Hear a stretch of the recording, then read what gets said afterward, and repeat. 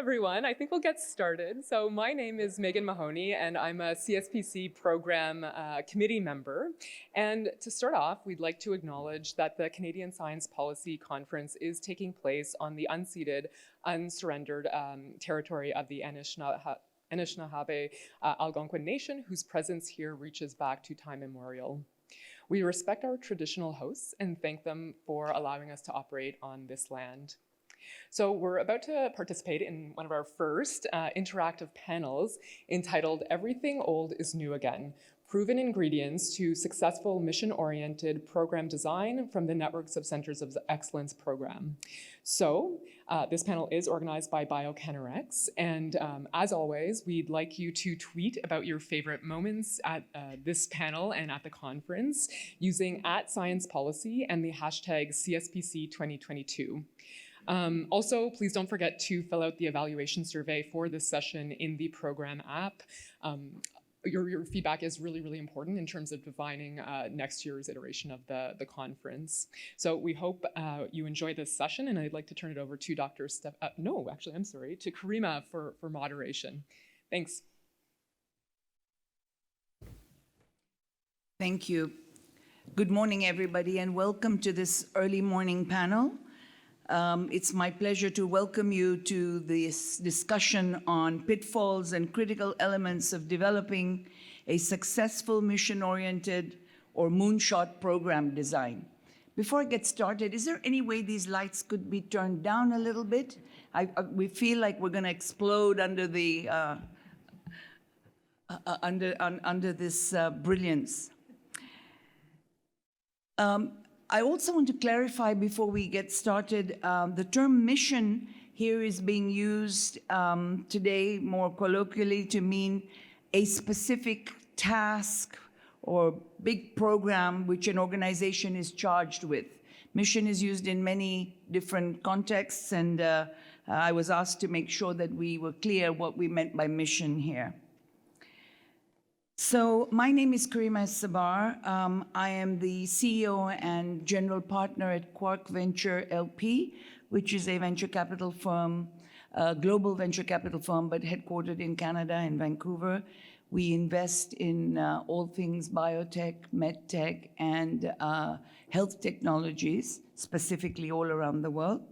I wear many hats, and one of my other maybe relevant to you hats is I was chair of the Health Bioscience Economic Strategy Table for ISAD and Government of Canada, and I'm a board member of the CSPC amongst many other functions. So it's my real pleasure to have the opportunity to chair this very interesting panel, and I want to have a very dynamic and interactive audience, please. So start preparing your questions as we go along.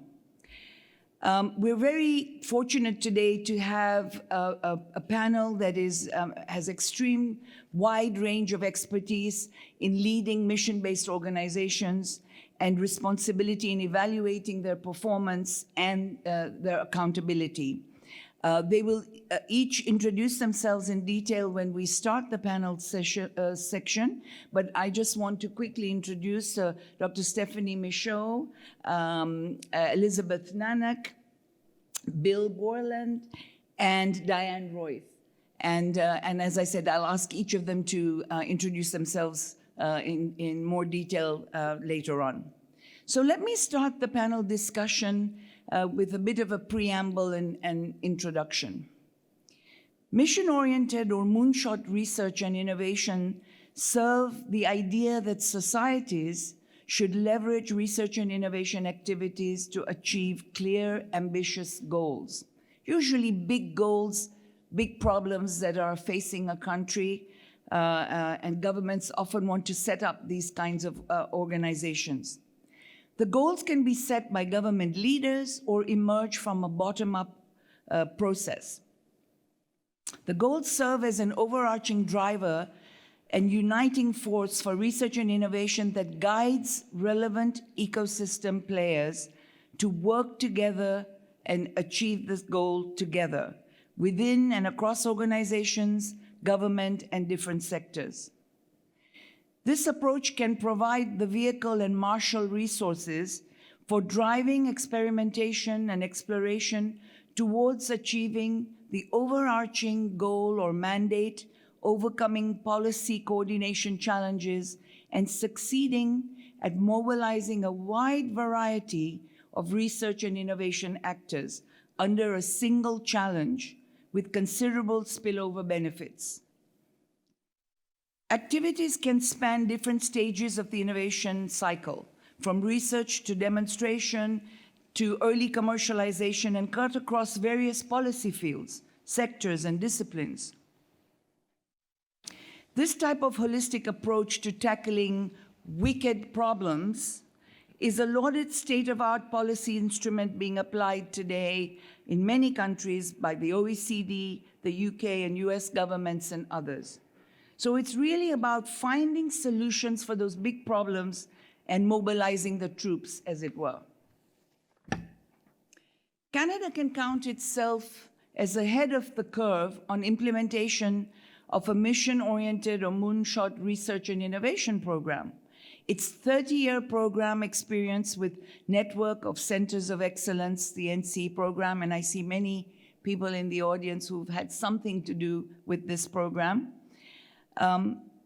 Although the program will end March 31st, 2024, the NC program's rich history, program structure, successes, and failures should be used to inform and efficiently implement future-oriented and moonshot research innovation program design, especially as it has been replicated in so many other countries and jurisdictions around the world, improved upon with 2.0 and 3.0 versions of the program.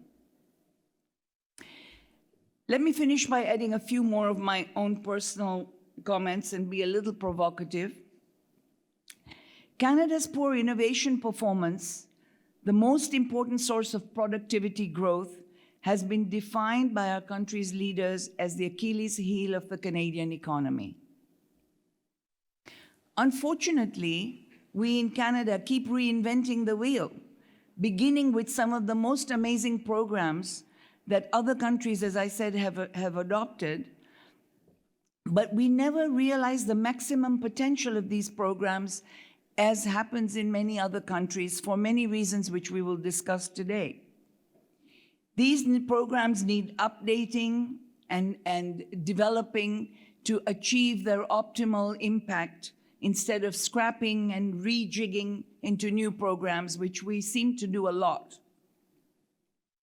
We need to build upon our strengths and excel in what we do best, and then become world leading. And you can't do that by doing a single cycle of investment in a 3-5-year program and then say off you go to the races. A lot of these programs show their full impact in 10, 15, 20 years, as we have seen in the UK, in Germany. If you look at Fraunhofer was one such program, took 50 years to be what it is today. To date, we have rarely sustained sufficiently those amazing entities that we have established and nurtured to enable them to deliver on the promise. We build, we don't build and sustain, we tend to build and kill and then rebuild.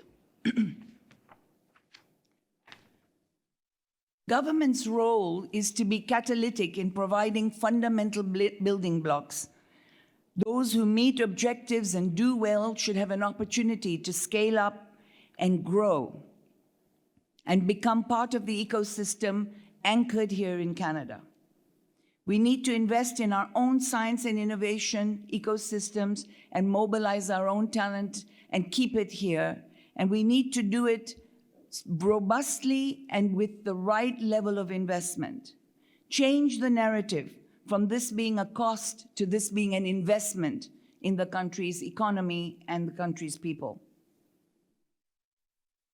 Today, we will utilize the NC program for the purpose of illustration to capture what has worked and what has not worked well here in Canada for us, for mission-oriented program designs. Based on the collective experience of our panelists, we will have a fulsome overview of strengths, challenges, and the impact of implementing a program successfully with performance monitoring and accountability. So let me begin by asking our panelists to first introduce themselves, taking 2 minutes, and to tell us the role they have in the NCE program or had, why they are on this panel, and then we'll get into a series of questions. So Stephanie Michaud, let me start with you. Perfect, thank you very much. Can everybody hear me? No. Is it okay? No? Oh, this, okay, now I can hear it. So, good morning, everyone. My name is Stephanie Michaud. I'm President and CEO of BioCanRx, a network of centers of excellence. We have been in existence since 2015, and we're a federally incorporated not-for-profit. The goal of BioCanRx is to invest in the development of immunotherapies for the clinic. So what does this mean?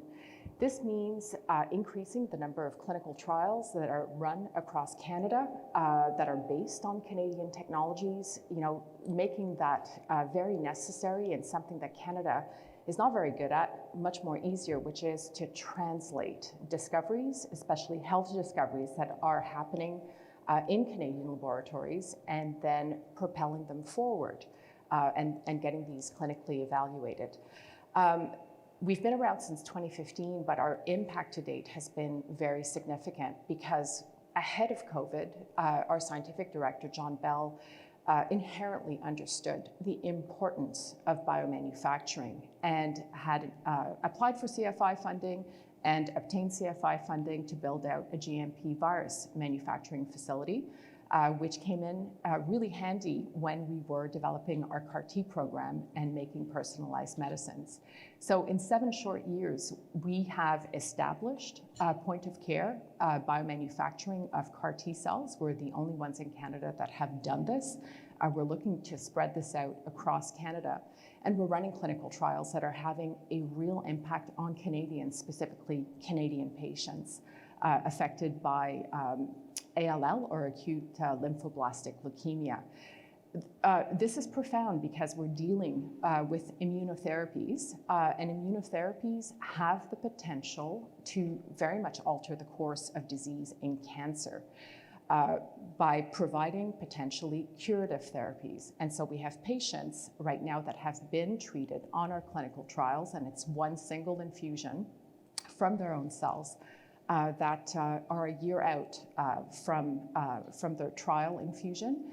And these are patients that were palliative. So just to give you folks an idea, right, of taking that science and translating it to implement biomanufacturing and then deliver actual results that are highly relevant to Canadians. This is what the NCE program is about. The other little piece of information that I would like you to know about me is that, and it's not frequently known, I used to run the NCE program. I ran the program for 5 years and oversaw a significant evolution of how the program was delivered, which I'll be touching on a little bit later today. So this program has really meant a great deal to me. It's one of the reasons why BioCanRx thought it was really important to organize this panel, because the program is being phased out. And there's a real chance that we're going to lose out on a lot of knowledge and a lot of great information about what makes this program work and how we can perhaps be able to implement it in the future and at least learn the lessons when we're building up new programs. So I'll stop right there. Thank you, Steve. So I'm going to ask Elizabeth Nanak next. Yes. Good morning. I'm Elizabeth Nanak. I'm the CEO of GlycoNet, which is another network of centers of excellence. Like BioCanRx, GlycoNet was created in 2015 and was incorporated as a not-for-profit organization. Our network focuses on glycomics, which is the study of carbohydrates in living systems. So why it is important? Because carbohydrates play a major role in many biological functions. And for example, they are the first point of contact when there is an infection, viral or bacterial or fungal infection. And it plays a major role in cancer and other places. So our network uses glycomics research to develop new solutions for One Health. animal, human, and also environment health. So I'm pleased today to be here to discuss my perspective of the NC program. Prior to GlycoNet, I have managed and led several federal and provincial large-scale initiatives. And in my opinion, the NC was the most efficient program, if not the most efficient, in delivering socio-economic impact. So for example, at GlycoNet, we were able to develop funding initiatives, assemble and mobilize expertise to take an idea from bench to market. So in just 8 years, we were able to create 5 companies, help several more, leading to a 750 million investment in Canada. So this is one of the samples and examples that I can provide of the success of the NC program, and also the fact that we have GlycoNet. Canada is one of the top leaders in glycomics in the world. Thank you, Elizabeth. Bill. Thank you. My name is Bill Borland. I've been involved with the Networks of Centers of Excellence for the last 22 years. I started out as chair of the board of the Canadian Water Network. I was there for 10 years, and then I was recruited to the standing selection committee that I now chair. I also sit on the monitoring committee for the Networks of Centers of Excellence. I sit on a number of standing selection committees and expert panels for various NSERC funding platforms, for New Frontiers research funding, and for Canada Foundation for Innovation. So I think I hope I'm going to bring a little different context to the discussion today, and as to why am I here, because Stephanie asked me to, and I was afraid to say no. Okay, thank you. Diana. Thank you. So I'm Diana Royce. I'm the Executive Director of the Nanomedicine Innovation Network, which is located at the University of British Columbia and was founded by our Scientific Director and CEO, Peter Cullis, who recently as last week, won a Gairdner Award for international medicine contributions, both inventive and commercial, for his lipid nanoparticle mRNA delivery system, which was a key component of the Pfizer vaccine, as well as the BioNTech contribution to the COVID-19 vaccine. He's won more than a dozen major international research awards with his colleagues from the University of Pennsylvania, Drew Weissman, and Dr. Carrico, who's also at the University of Pennsylvania, but also with BioNTech.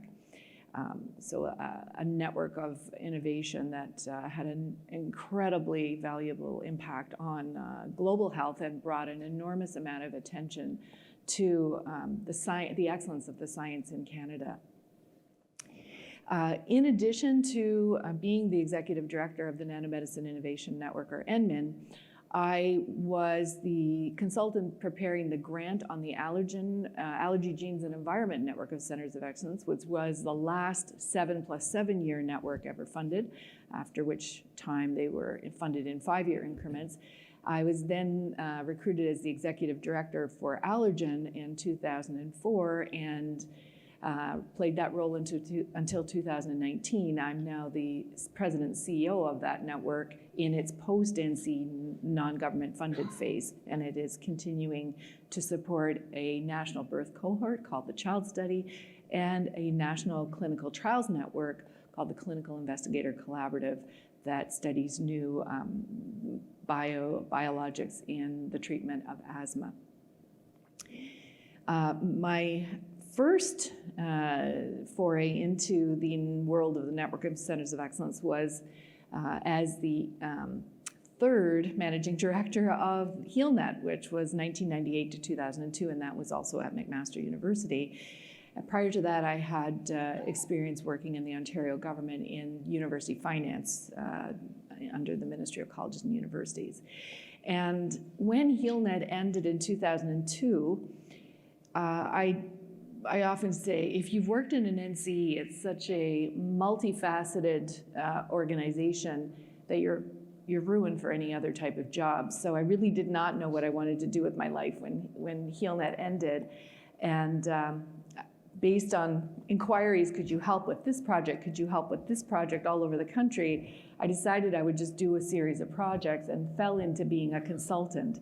And through my consulting work as president of the Deerfield Group, which is located in Burlington, I've actually consulted with 16 different networks of centers of excellence across all types. So the classic, of which I'm the executive director of the classic types, the knowledge mobilization NCs and the CSER NCs, as well as consulted for the CIHR Institutes, the SPORE program, other national networks funded not by the NC but other funding sources, and regional networks. So I have a broad experience in team building with multidisciplinary, multisectoral participants, and so I'm delighted to share my experiences with you today.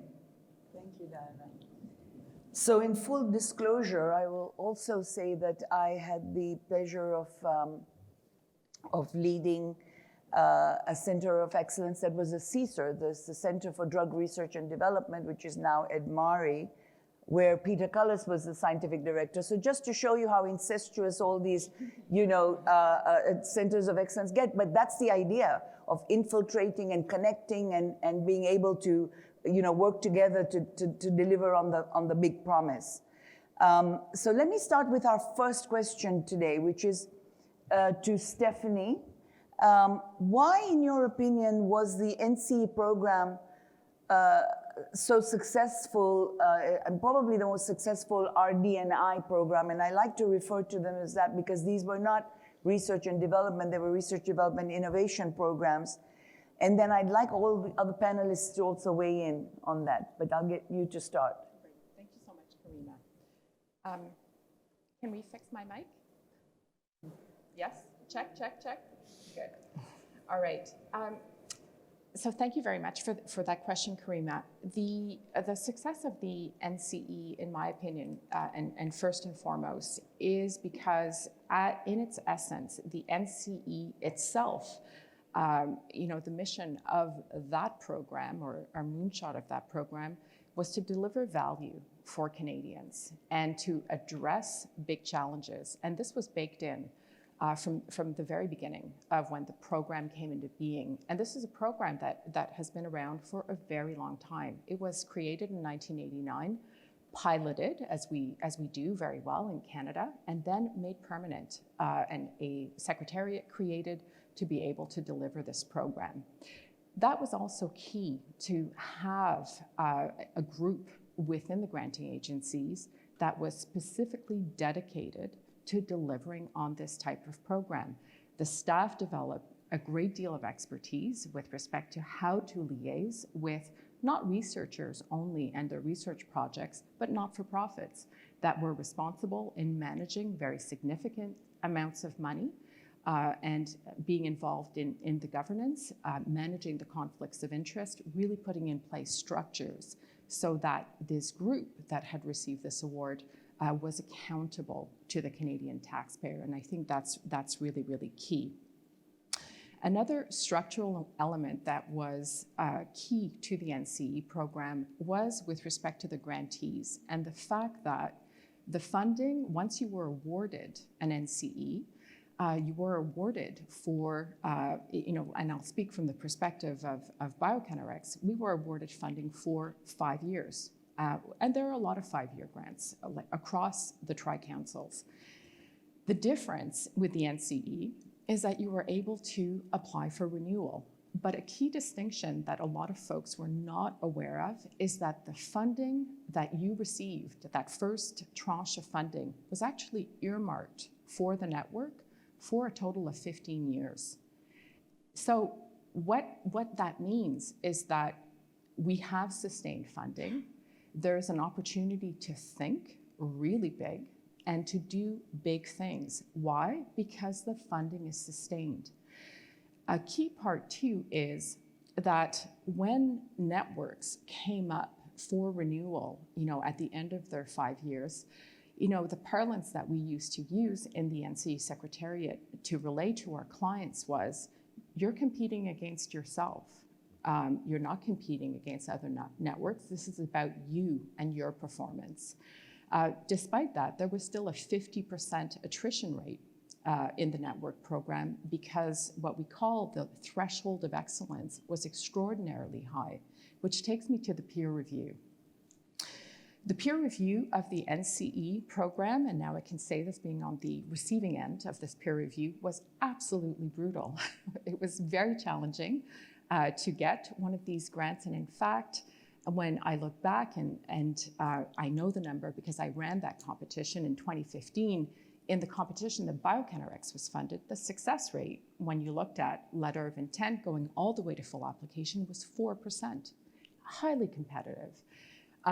Which is a good thing. I'm not, there were obviously some great applications that didn't get funded, should have been funded. However, the limitations of budget, which of course in Canada, we know well. That peer review assessed the excellence of the science program, training, all of the evaluation criteria for the NCE. And so there was that technical review aspect that was done. Next came the selection committee, and of which Bill was part of.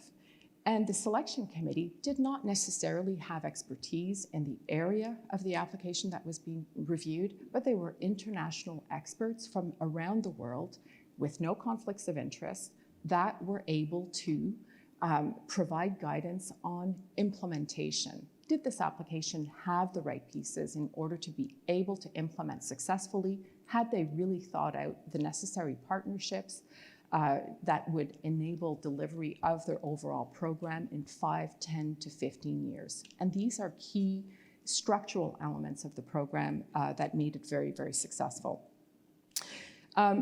As an NCE, another key piece is, and I'm continuing on this peer review piece, but now giving you the perspective from an NCE, is the rigor of evaluation. So we are evaluated. We are evaluated a lot.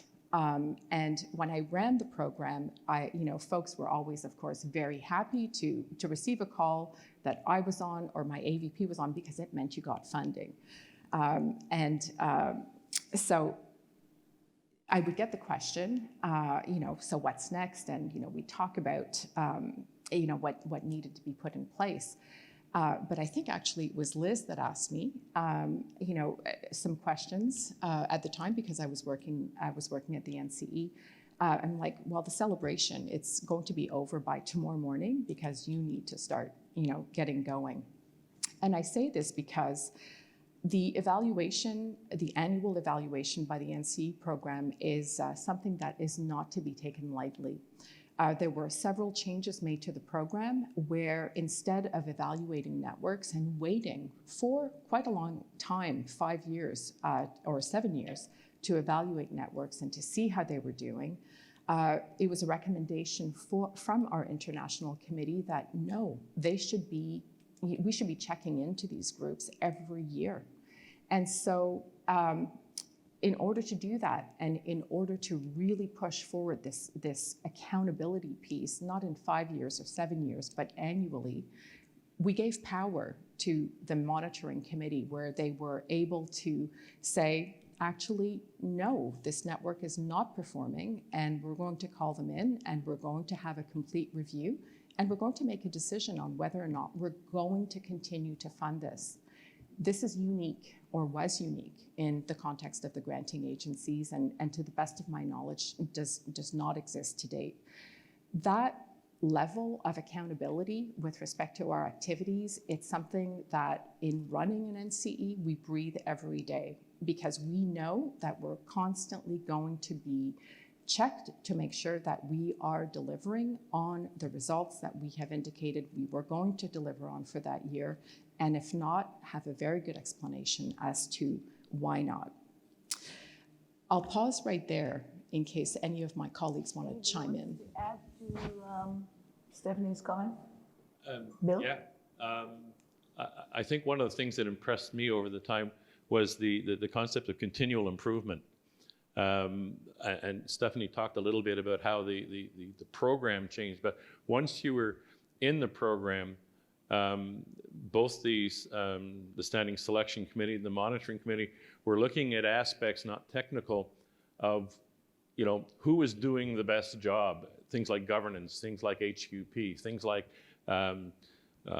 knowledge mobilization. Not everybody did a good job, and some excelled. And when we found somebody who excelled, it would be going back and saying, you really should talk to this network. This network has really found something, particularly good. And it wasn't just networks working within their own group, it was networks working with networks, and that's still going on now, especially as you see that 2024 sunset coming. The networks are getting together to see how are we going to react after the 2024. The other thing that I want to say about the monitoring committee is that, yes, every year we would look at the networks, and it was grueling. There was a lot of work that went into it, but it wasn't just a case of saying, you're not doing your job, we're going to cut your funding. That did happen. It did happen often, frequently, whatever. But the real point was, this is an area you're not doing very well in, and this is what we would like you to do to improve. So the intent was to take a network that wasn't working as well as it should, and again, back to the constant improvement, and this is what you should be doing to do better. And if you got to a point where you were there for the second year and things weren't done, it was kind of, well, maybe tomorrow you should meet us in the principal's office and bring your parents with you. And that didn't happen often. Usually the networks accepted the fact that somebody was trying to help and giving them better ways of doing it, and it did improve the network and improved the networks of centers of excellence. And did we benchmark with international best practices on certain things as well?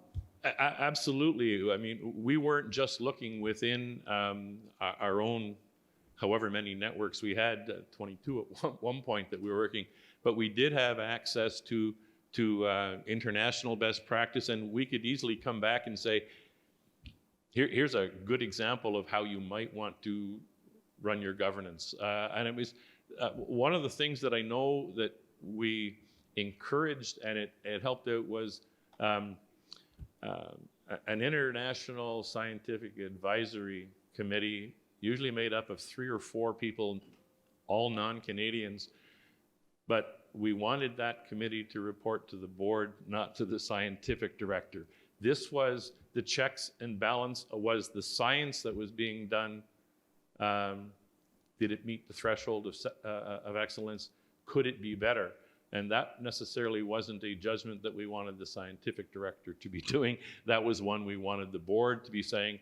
It was more of a critique of their own, perhaps, scientific director or the science program they were running. But that was international influence, not local. Okay, anything else anyone wants to add? Yeah, Elizabeth? So on my perspective, as a recipient of the funding, so it was really hard to report, actually, and it was a 40-page report every year, and we had to collect all the information across Canada.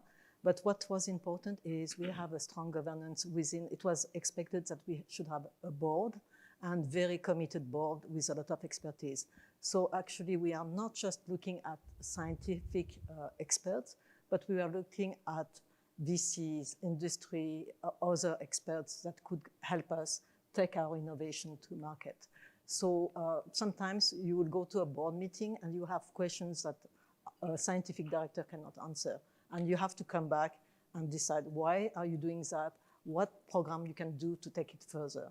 So we had a lot of work done by our board and also committee members. We had the commercialization committee that was really and still really committed to advance innovation, and for that we have been able to advance technology. So the NC program has forced us to have this governance structure that was really good for us to advance technologies. And if we didn't have that, in previous programs that I was in, there was not this structure, and we did excellent research, but we didn't advance the research as we did with the NCA program. So I think having a strong governance is really important in each program.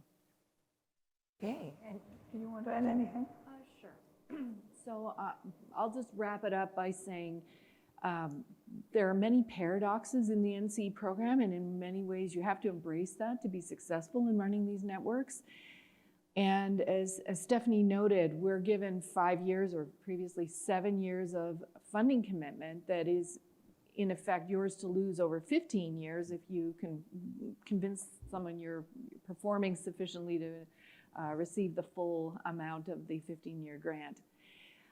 And at the same time, within that, you have a lot of freedom. You're sort of cut loose from a lot of the Tri-Council red tape, and you can use that money in whatever way you want. You can run your own calls and design your own strategies and priorities, and it's not tied to a review panel or it's in support of a big idea that cuts across sectors. So there's a lot of freedom, but what comes with that is, on the other hand, a very short leash in terms of accountability and competitive pressure, because as an organization, if you do not continuously interdigitate with the changing context of your field and what's happening globally in terms of international discoveries and patent filings that are in your field, you fail to pivot and you fail to be transformational and effective. And the monitoring committee is there with that constant pressure where you have this money, but it's yours to lose. And so you have to continuously try to achieve or exceed that level of excellence, because they don't want to see centers of mediocrity. That's not what they're interested in funding. Okay, good, thank you. Well, I have a question for you, Elizabeth. What are the key attributes of a mission-oriented or moonshot performance-based program, in your opinion? And what are the pitfalls? And we talked about the NC programs and the benefits, but we didn't talk about some of the things that went wrong. Maybe you can build that into that. Yeah. So to be fair, it's biased maybe, but I think the NC program was really a good program that we can build on. Research excellence is a criterion, but also excellence in training, because we need talent. We need also excellence in partnership, because we cannot work alone in a silo. Also important is knowledge mobilization, or in some cases commercialization of the technology that Canada doesn't do so well, and that we have to force a little bit, and excellence in governance. So for any programs that we have, like Stephanie mentioned, strong and agile governance and management is really, really important to ensure accountability and transparency. I think it's really important that people understand from the start what they are required to do, and that it is clear, and that it's transparent. We know it's a yes or no, and we know why. The performance metrics have to be well done and well defined, and have to be really taken, like excellence in training, or excellence in management, or excellence in research. This type of requirement is really important. We have to have solution-driven research with partners along the innovation continuum. That means that we have to have people from academia, but also end users. We have to have the ability to support all the innovation continuum from early stage research to manufacturing, to have the ability to protect IP and to precede funding startup companies. This is where we fail, and they don't have money to start something. Another thing that I feel that it is important, and that we have done in our network, is for us to promote a culture of innovation and success. When you have innovation, like for example in Glyconet, when you have 5 companies being created, and not only they are being created, but they receive funding, investment, it's other scientists who have technologies, they will think, I can do it too. So for example, we have 5 companies in Glyconet.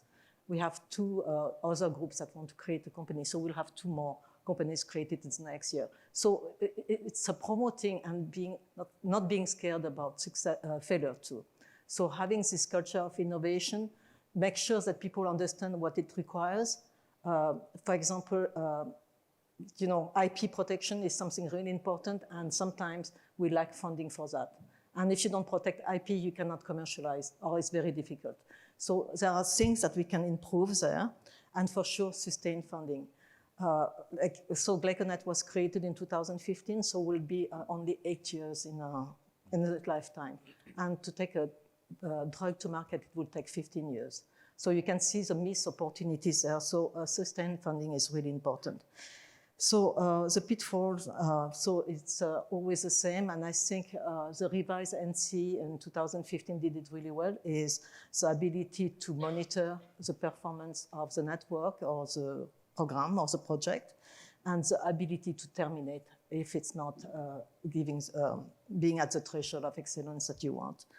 There's also the governance has to be agile. You have to be able to modify the program based on what is happening. Like, for example, when we had this pandemic, how agile are you to take into account what is happening, and how do you modify the program to fit and the needs of the moment, and also learn to move along and learn from the best practices from other countries and how to make things better.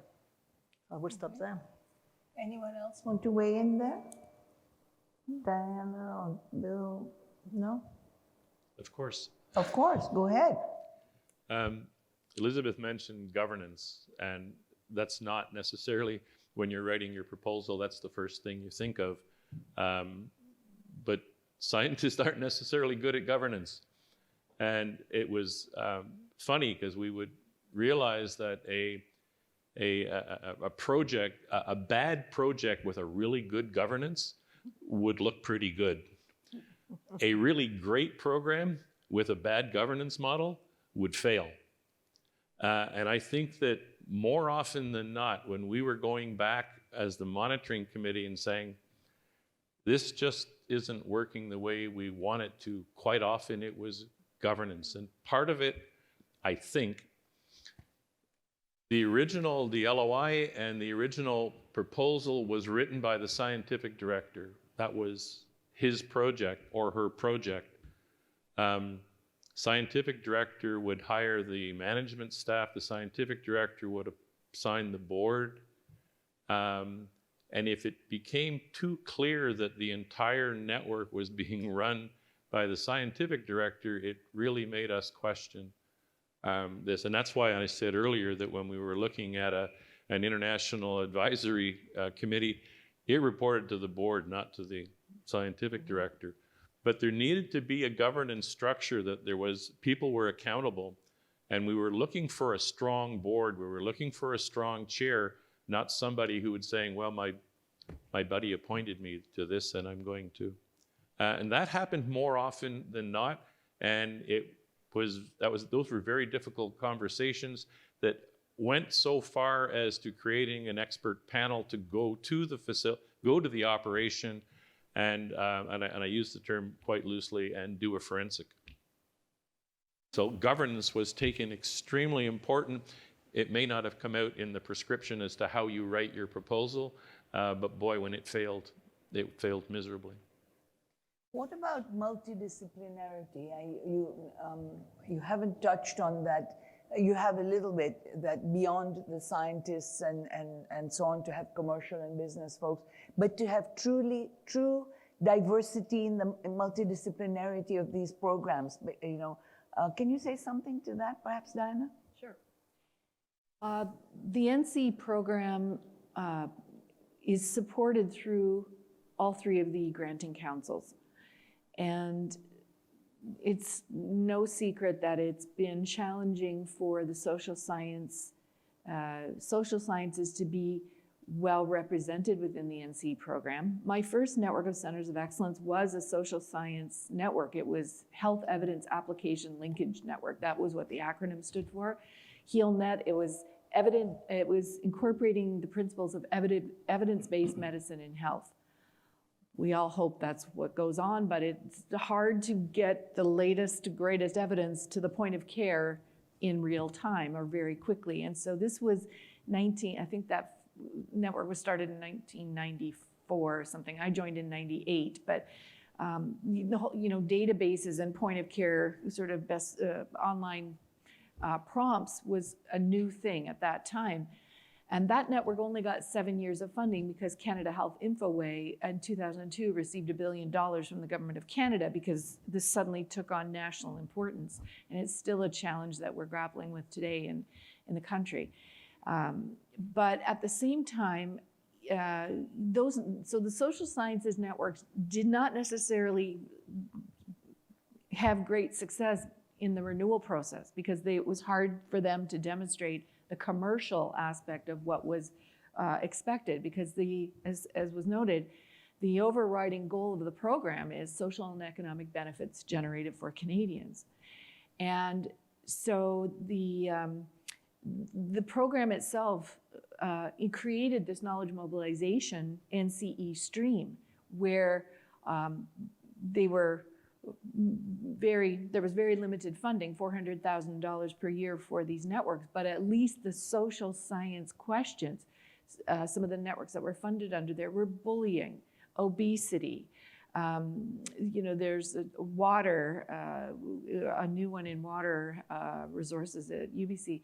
So they're in areas where there's sort of a community needs to be built, and it's a way of sharing the knowledge. There's one on pain, there's so for children. So there's a number of these very important networks, and I always say NCs are underfunded for a reason because they require you to get partners to help ensure you have enough resources to achieve your objectives.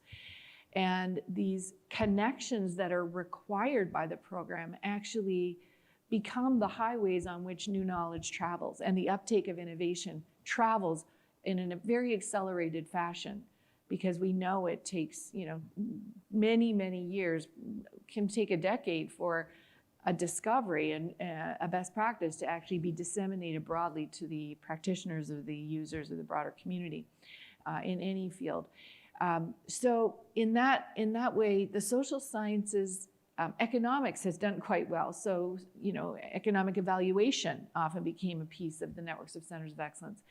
But by putting people from different disciplines together in a context of strategizing innovations and solutions and looking at moonshot challenges that the network could invest in actually was so advantageous because this is where the real new ways of thinking and new perspectives on a problem and novel solutions that are often as much dependent on social capital and human interactions as it is on new technologies would arise. And so it also involved many members of the public in many ways in a very immediate fashion in science, which also helps create national support for science. And I think with social media and a lot of misinformation, we are all engaged in a war against misinformation as a kind of obligation when we're in the science community. So I think the social sciences play a really important role, but it has been always a challenge for them to fit into the commercial drivers of this program, which were very, very important, and they were definitely a high priority. Thank you.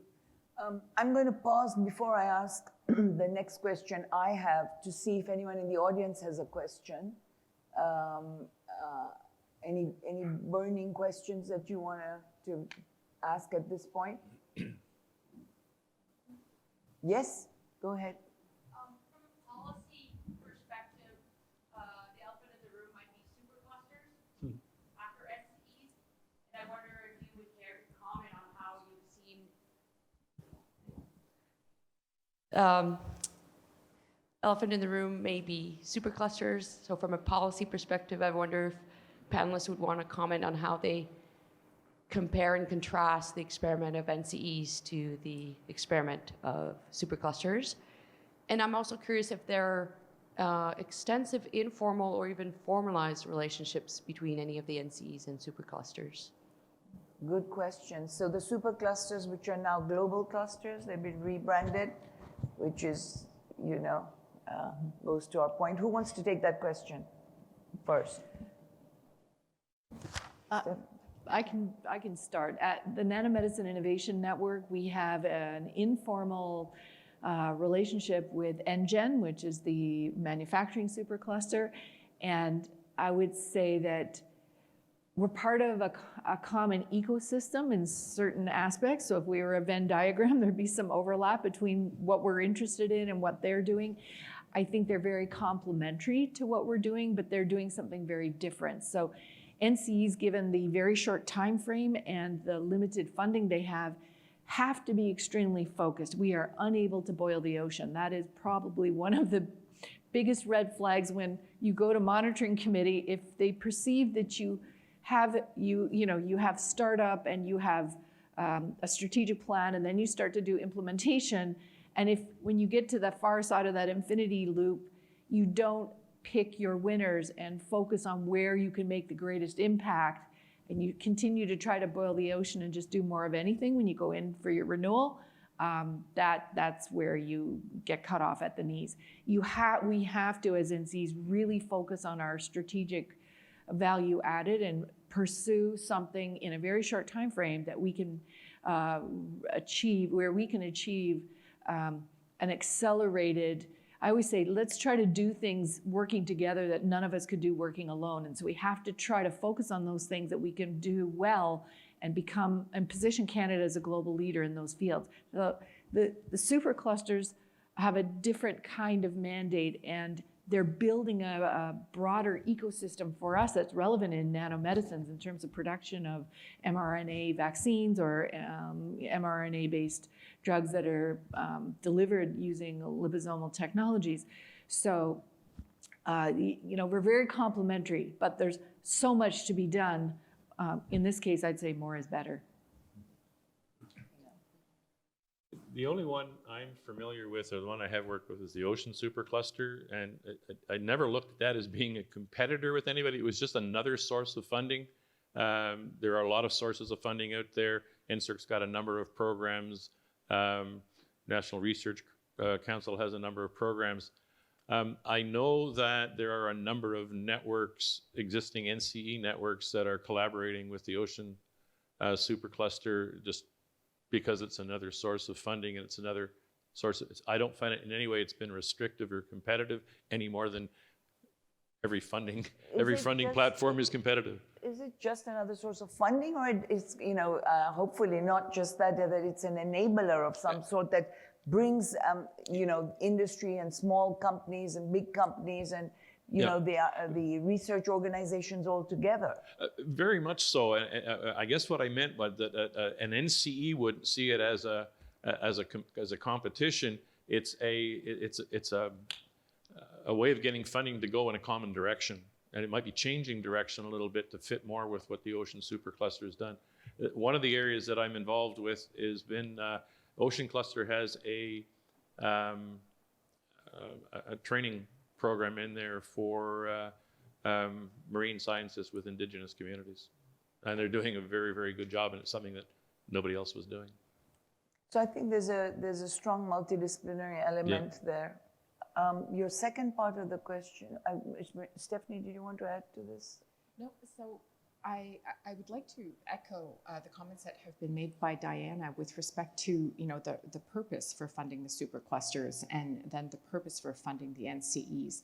Related, but they're also quite different. In the case of BioCanRx, even though we do invest in biomanufacturing, and we're certainly aware of NGen, when examining the areas of investment for that supercluster, we investigated areas of potential alignment, but for us, it didn't align. And so we're not going to, try to, force ourselves into that shoe to try to make it fit. So, awareness is key. If opportunities arise, great. But at this time, there isn't that synergy, for example, with respect to BioCanRx. The superclusters are all in very distinct areas, as are the NCEs. As you could tell from our introductions, we're all very, very different, driven, by those, 5 essential elements, which are the evaluation criteria of the NCE. So the research excellence, the training, the management, the governance, the networking partnership, the knowledge translation and commercialization. It's slightly different. Expected outcomes, I would say, for the superclusters, but opportunities are there, but it may or may not fit. I'm going to add to that and say that it's, in this country, 98% of all the businesses have less than 100 employees. So one of the things the supercluster does for us is to bring all these, bring as many interested companies as possible into their network, and then that helps make it accessible for networks like ours, where to develop a new therapeutic using mRNA or gene therapy technology and lipid nanoparticles, there's many small companies that need to contribute intellectual property, manufacturing, or know-how in order to do that. And there's this really intricate dance between inventors like Dr. Collis and innovators in the form of these companies that actually take products to market from, design, manufacturing, marketing, sales. So the problem in Canada, we have so many small companies and not a lot of big ones that can, perform the connectivity function that's required. It's remarkable. I had the opportunity in June to hear a presentation from Pfizer about how they actually pulled together all the bits and pieces they needed in terms of expertise, manufacturing, development from around the world. And there were testimonials from these tiny companies all over the world. There was a tiny company in Austria. It was like a family company.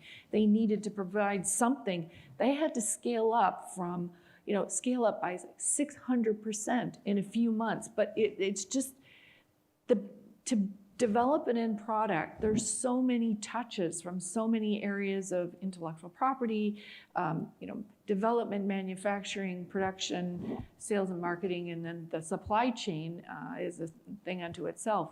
There is an NC on that. It's a very complex world that we live in, and we're very interconnected. And I think it's really important that we recognize that no one organization, group, or area of expertise can bring the sort of envisioned success to fruition on its own. We absolutely have to work together. So you don't see it as duplicative, but more supportive. And okay, I'm going to ask Bill the next question, Bill, and as chair of the NC Selection Committee and reviewer of numerous agencies, what is, and I don't want us to just be stuck on the NCs, although the NC was a very big and robust program, and we have learnings from it. But it's with the view of what we do next. The mission-oriented programs that government and ourselves build now, what should they look like? So we want to understand the legacy elements. So what is an NC program legacy that you would like to see implemented with respect to how research is carried out, and what stands out from your experience with the NC program that made it different? I'm going to reform your question to satisfy my answer. Okay. All right. There are lots. Shouldn't say lots, but there are many legacies that have been created within the NCE program, and I have a favorite, and that's why I'm going to talk about my favorite. And it's in the making, and I think the bottom line is attributed to, can be attributed to many of the other legacies that we have to make them happen. So the one that really has grabbed me, and I'm going to read it to make sure I get it right, is creating a respectful and inclusive relationship with Indigenous people and their traditional knowledge holders to ensure that Indigenous ways of knowing and doing inform land use decision-making, policy, and practice. That was a mouthful, but it was important to get it right. It's not that long ago that Indigenous collaboration meant, yes, we collaborate with the community. At the end of every month, we go in and tell them exactly what we've done. And there was too much talking and not enough listening. Over almost 20 years, the ArcticNet has created strong connections with northern knowledge holders and have created effective collaboration between the communities, researchers, government, and academia. The ArcticNet has transformed how research is conducted in the North, with inclusive research conducted with and by Northerners. Their program now called North by North is in the North, for the North, and by the North. And they have now created a history of funding Inuit researchers and taking their knowledge on an equal basis with Western knowledge. So 2019, enter the Canadian Mountain Network, which was a new network in 2019. I had the privilege of following them through the LOI and the first application. This network is dedicated to advancing and understanding and the braiding of Indigenous and Western ways of knowing and doing, and supporting the leadership of Indigenous individuals and communities. And they have done this through their governance. This is somewhat unique. They have two co-research directors, one Western and one traditional. Murray Humphreys from McGill and Norma Cassie from the Yukon. And these two, you know, it's one thing to see it in their application, and it's the next thing to look at them at the monitoring committee and say, okay, you said you were going to do this. Did you really do it? Are these two forms of knowledge being handled on an equal basis? And they certainly are, and they have 2 more years to kind of perfect this. We've come a long way in 20 years, but we haven't arrived yet. The approach here is not unique, the approach is unique to the NCE, but the issue is not. I review applications for other funding organizations that express the same circumstances. The applicants acknowledge what needs to be done. They're very sincere about what needs to be done, but they don't know how to do it. And they don't know how to do it because nobody has told them how. Fortunately, there are some best practices that have been created. There are a number of guidelines available, and one in particular comes from a group, but Lawrence Ignace was on the first board of directors of the Canadian Water Network, and now, coincidentally, he sits on the board of directors of the Canadian Mountain Network. Lawrence and a number of his colleagues have prepared 10 calls of action to natural scientists working in Canada. And I think it came out at a time when it was needed, but people didn't necessarily know it was needed. The 10 calls of action challenge the scientific community to recognize that reconciliation requires a new way of conducting natural science, one that includes and respects Indigenous communities, rights, and knowledge, leading to better scientific and community outcomes. It's not just acknowledging that there is this wealth of knowledge, it's including it, it's incorporating it. And that's what Murray and Norma have done, is they brought the two ways of knowing and ways of doing together. I want to acknowledge SSHRC has guidelines for merit review of Indigenous research as part of New Frontiers Research Fund. But it's not good enough just to have these protocols, have these guidelines sitting on the shelf and available to a researcher if they want to look at it, if they think, I really want to do it the right way, so here's a way for me to do a better job. And since this is a Canadian Science Policy Conference, these protocols need to be entrenched in Canadian science policy. It's not good enough to give people the option. If you're going to conduct research or science on the land, and especially if you're going to do it with government money, and I won't say federal because provinces should be on the same boat, then these protocols should be mandated. If you don't do it, you don't get the money. And if you don't continue doing it, hopefully there are monitoring committees that will say, you have to do a better job. When that happens, the legacy will be complete.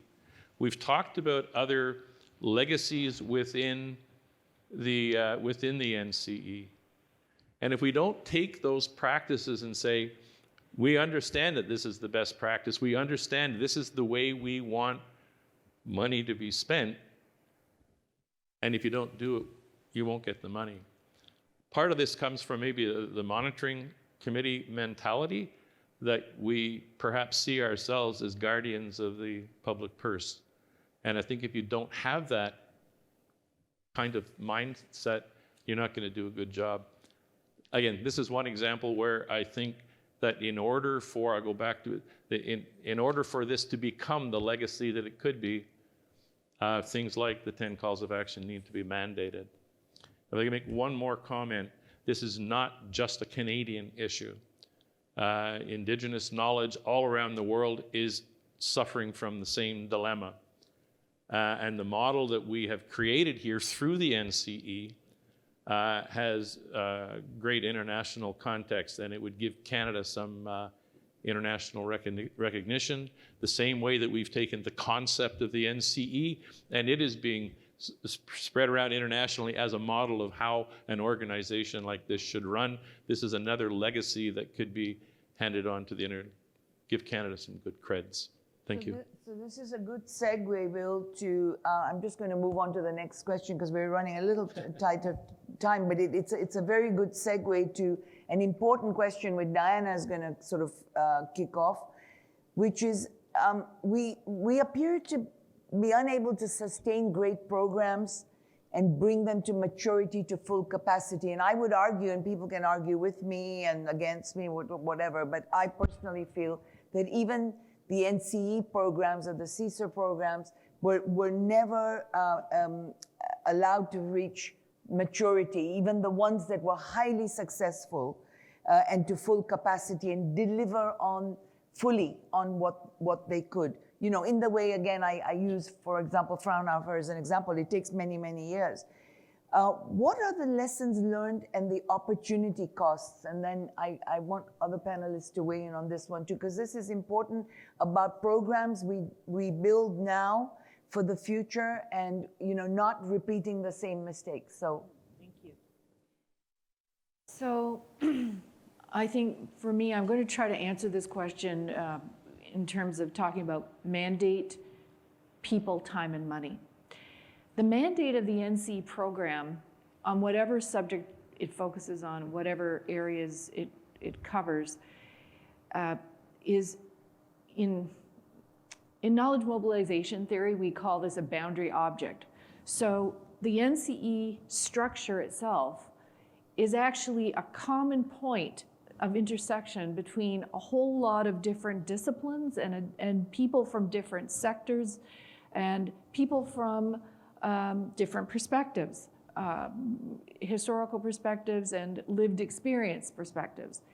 And so without this kind of mechanism, you lose the opportunity for connection, knowledge sharing, kind of, you know, a lot of innovation buildings now, infrastructure that they provide for innovation have collision space intentionally.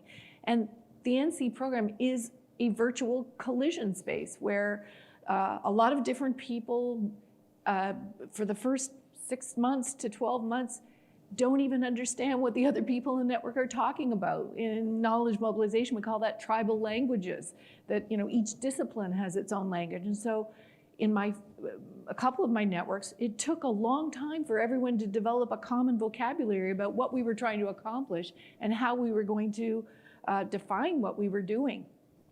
And from that comes a lot more accessibility of science to the public as well. I tell people that you've been given this privilege of having networks of centers of excellence funding. And yes, you have to do some research and you have to start to do some knowledge mobilization and commercialization. But one of the most under-recognized powers an NCE has, and it's evidence today, is their convening power. I always say, you know, the NCE, it books the room, provides the music and the food and invites the guest list. And that guest list is critical. And you put the guests in the room and the magic happens to some degree serendipitously. You have them there because you want them to, develop a team research program. But what really happens is that they become colleagues, that other projects that are non-NC funded start to emerge from their conversations over dinner or over lunch. And at the end of the day, we're talking about sustainability in a formal sense, because my experience is, even if the network funding is not renewed in the middle of a network before it gets to its 14 or 15 years, you can't kill the relationships between people. You can take the money away from an NCE, but if you've actually built a culture of networking and what I call the network way of working, it transforms not only the science that's done, but it changes the way the people in the network conduct themselves for the rest of their career. And it shortens the distance between who knows what. And we all know the people who move up are excellent communicators in whatever field they're in, and they're networked with a whole lot of people who give that organization access to the corners of the world, insights and perspectives that without that person, they would not have the benefit of that knowledge exchange. Diana, if I can just jump in there, the key is, in the end, it's the impact and it's the action and the result and the delivery on the goal. And, to achieve that, and I want you to bring in, if you could, also this element of industry and business partnering, within these NCs, because there was a time when there was a real barrier to that.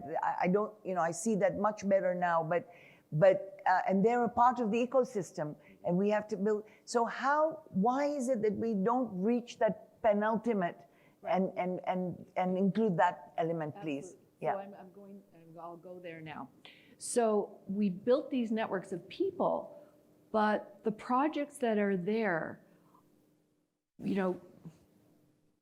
the overnight success of the COVID vaccine was due to Peter Collis working for 40 years on lipid nanoparticles at the University of British Columbia without any interruptions.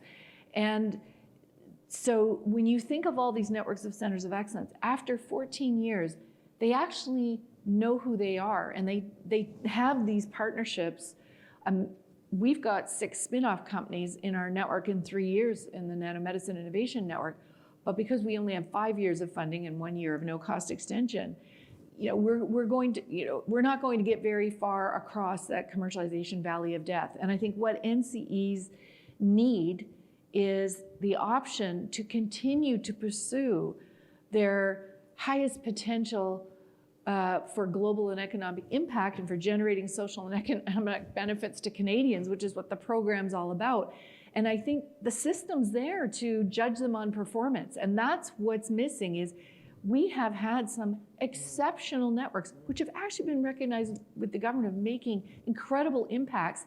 And at 15 years, they were on the brink of major transformational impact and got money from other sources because the government itself saw the error of its ways and said, we've just dumped $78 million or $90 million into this network over 15 years. Just multiply that by 22 or 90 or however networks we've had.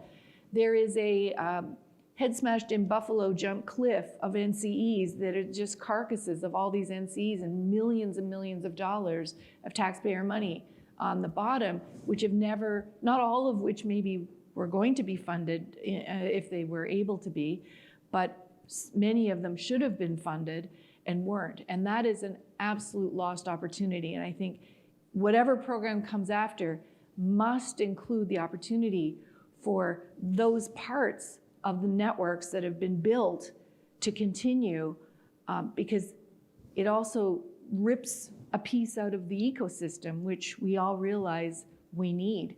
And it's one of those things where it's contributing to sort of the stock of knowledge concept. You need to have it before you need it, because when you need it, you don't have time to develop it. Yeah, and I think what then happens is you disband that, And as we've seen, and this is, many of you have heard me say this, my favorite phrase, what happens is we provide, again, another off-balance sheet pipeline for other countries where we've invested, brought them to this level, and then they disband, and the economic benefit is actually somewhere else. Okay, I'm going to give every panelist a last word to add to this. So start with you, Elizabeth. Okay. With respect to opportunity costs, with respect to the networks that have been invested in, those that were funded in 2015 that were cutting short, the government has invested millions of dollars of money into these networks, into and the networks themselves getting the buy-in of the community to buy into the mission. As has been mentioned here, those that are delivering actual results for Canadians, demonstrated results for Canadians, and in the many meetings that I've had with government officials and politicians, my message is always, we're not afraid of peer review. We do peer review really, really well. We'd love to be evaluated. Come and see what we're doing and evaluate us. So if there's that opportunity to be able to continue, and of course the government has put in place programs to do that, I only hope that they will embody some of those great lessons learned, right, that have come out of the NCE program, because it's a great program. It works and delivers real value. Thank you. So for Glyconet, within 8 years, we became, can you hear me? No. Yeah. So within 8 years, we became one of the top leaders in glycomics globally. So that means that glycomics is a new frontier of research, and the market for glycomics therapeutics in 2028 is projected to $257 billion. So we know that the program is being copied in Europe and Australia. So for example, Australia will announce next week the AusGlyco, which is a network of glycomics in Australia. So we have a competition. They are copying the NC program and we are winding it down. So you can see the opportunity cost there. That we have now a network of 175 researchers, a lot of partners, but there would be no funding to compete with this type of groups that are international. And top 3 in the world. And we are top 3 in the world, and that may go down because of this situation. Thank you, Elizabeth. Bill? If there's a positive going forward, one of the legacies set up by the NCE is the Secretariat. And that brain trust isn't gone. When we hit 2024, they don't all just disappear. When the announcement came out in 2018, they moved on. So if you're looking for funding from Strategic Science Fund, New Frontiers, NSERC, Canadian Foundation for Innovation, the people in there running it used to work for the NCE. So that model, that understanding of the NCE is not lost.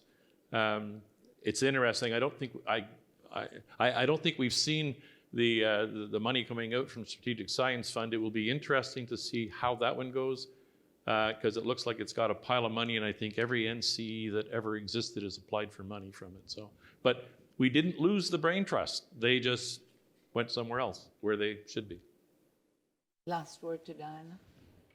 So I think we'd be remiss if we didn't share with you the immediately transformational impact of the training and capacity building program within the NCE. It's one of the 5 mandate areas, and in our network, creating proximity between industry, employers, and the top students in the field, and putting the top students in the field in connection with the top scientists across the country is an enormous value added of the NC program. And so I think that is something, especially when we're in a shortage of personnel to fill the positions in our economy, this is a really important piece of the NC program that we should continue, if possible, to prioritize in other legacy programs. But I also want to say that in terms of the next generation of innovation, so many countries came to Canada and adopted the NC model. They have implemented that on a permanent basis in their own countries. And the bottom line is researchers follow money, but networks of centers of excellence follow strategy. And if we're really trying to change the social and economic landscape in this country, we need to be strategic in the way that we re-envision the NCE program successor. Excellent. Thank you all to the panel. This was an excellent discussion. We could have gone on for a long time. Let me just conclude with a few of my own remarks or musings here. Really just to, I think I come back to where we started, which is stay the course on great programs. I think, we've said this to government, that what we need to do is optimize the full impact of some of the great programs and the great NCs. It's not everybody. Those who deliver on the objectives and the goals, those who don't can go into the sunset and do something else with them. But the ones that are highly successful, world leading, and let's keep reusing the word excellence because that's dropped from our vocabulary. The word excellence, where we excel, let's lead in the world. Let's invest in those programs. We don't have to keep reinventing them. We need bigger funding programs like BARDA and DARPA and the kinds of programs the US has. You'll be amazed the things that have been funded out of those, including in Canada. And we need that for the future. So perhaps that's one way of taking things to the next level. The scale and scope and the speed at which we operate now is really important. We're in a very competitive environment. Canada has demonstrated its capability, its science. There are many other Peter Cullises, and Peter just bulldozes his way through. And unless scientists kind of do that, they're not able to get to where they need to get to. And we shouldn't always have to have bulldozers. We should have a system that enables excellence and success already proven. We need to modernize some of these programs. So let's have a 2.0 and 3.0 versions of them instead of recreating them again and renaming them and restarting, which we seem to do so well. I think this whole element of the multidisciplinarity and bringing everybody in, not just the diversity, the DEI and ESG elements of things that pay lip service to them, actually do them. Actually have them as part of the fundamentals, but also that it brings this other perspective and we learn and add to, it doesn't take away. Think about the opportunity cost. We need to stop being a pipeline for other countries' economic development. We need to use our own excellence for economic development and quality of life of Canadians here. So let's leave with those thoughts, and let's go badger whoever we need to move things forward. Thank you, everybody, so much for being with us today. Thank you to the panelists.